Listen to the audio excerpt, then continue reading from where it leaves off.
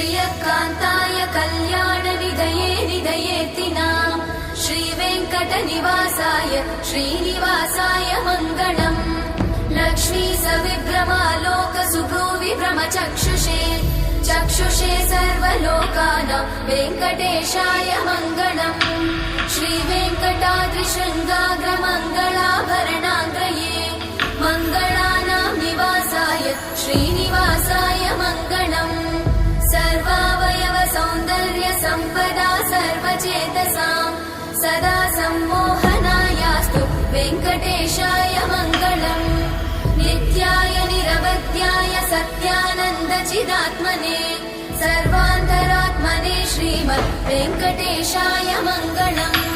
स्वतः सर्वविदे सर्वशक्तये सर्वशेषिने